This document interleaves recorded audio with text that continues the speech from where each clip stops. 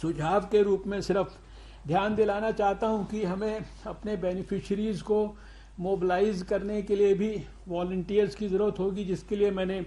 NGOs की चर्चा की, लेकिन इसमें विशेष रूप से जो हमारे नौजवान हैं, यूथ हैं, एनसीसी, नेहरू युवा केंद्र संगठन या नेशनल सर्विस स्कीम, एनएसएस, इनके लोगों को हम जो है इन्वॉल्व कर सकते हैं। अभी जो पहला विषय है वो ये था जो हमारा कोविड वैक्सीनेशन से जुड़ा है। इसी के साथ एक दूसरा बहुत महत्वपूर्ण विषय है, शायद उसके लिए हम दोबारा इतने नज़दीक से नहीं मिल पाएंगे, वो है 17 जनवरी को हमें सारे देश में एक साथ मिलकर पोलियो के खिलाफ जो हम नेशनल इम्यूनाइजेशन डेज इस्तेमाल करते थे, जिसमें सारे देश के हर 5 साल से छोटे बच्चे को एक साथ हम 2 बूंद पोलियो की, ओरल पोलियो वैक्सीन की देते थे, वो 17 जनवरी को सारे देश में होना है। इसके संदर्भ में मुझे इतना कहना है कि आप जानते हैं कि दुनिया के भारत समेत अधिकांश देश पोलियो मुक्त हो चुके हैं। भारत को और दक्षिण पूर्व एशिया के 11 देशों को तो 27 मार्च 2014 को विश्व स्वास्थ्य संगठन से भी सर्टिफिकेशन मिला, और आखिरी भारत में केस आज से 10 साल पहले जनवरी के महीने में ही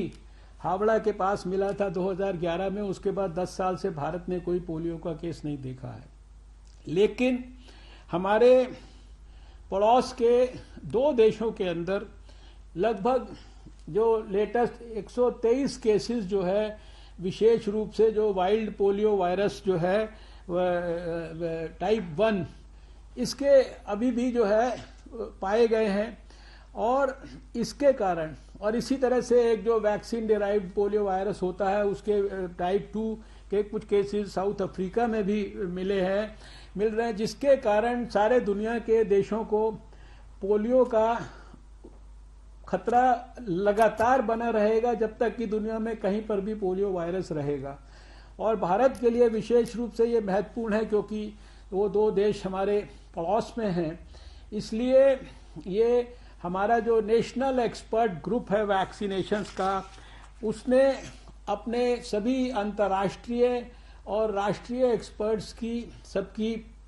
डिस्कशन और एडवाइस के बाद ये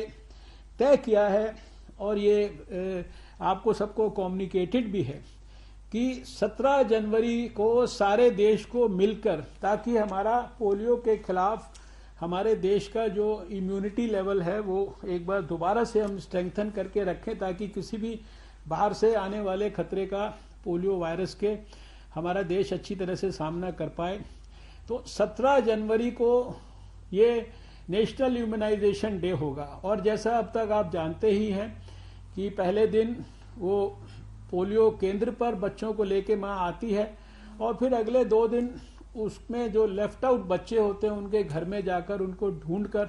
वैक्सीनेशन देना होता है।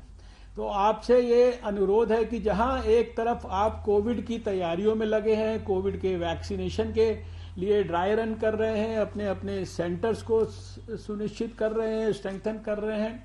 उसी के साथ साथ आप ये 17 तारीख के लिए national immunisation day for polio vaccination की जो तैयारी है, इसमें किसी भी प्रकार की कोई आप कमी ना छोड़ें, कोताही इसमें किसी भी प्रकार की किसी भी लेवल पर ना हो। और अदरवाइज भी कोविड के कारण जो हमारे रूटीन इम्यूनाइजेशन की सर्विसेज हैं, नॉन कोविड सर्विसेज हैं, वो किसी भी रूप से प्रभावित ना हो, इसके बारे में आप सब हमारे स्वास्थ्य मंत्री लोग अपने सभी अधिकारियों के साथ मिलकर इसकी गहराई से, गंभीरता से तैयारियां और देख रेख आप कर ही रहे होंगे। मुझे पूरा विश्वास है कोविड के इम्यूनाइजेशन को भी उसी प्रकार से हमें एक जन आंदोलन बनाना है, जो कि बराबर हमारे प्रधानमंत्री जी ने हमें हमेशा मार्गदर्शन किया है, प्रोत्साहित किया है। जिस प्रकार से हमने पहले पोलियो के खिलाफ जंग को जीतने के लिए भारत किया। तो मैं इन शब्दों के साथ अभी आप सबके सामने हमारे जो डिपार्टमेंट के एक additional secretary doctor Manohar Agnani, वो ऐसे आईएएस ऑफिसर हैं, पेशे से डॉक्टर भी हैं, और इस जो कोविड के वैक्सीनेशन कैंपेन के लिए सारे देश के लिए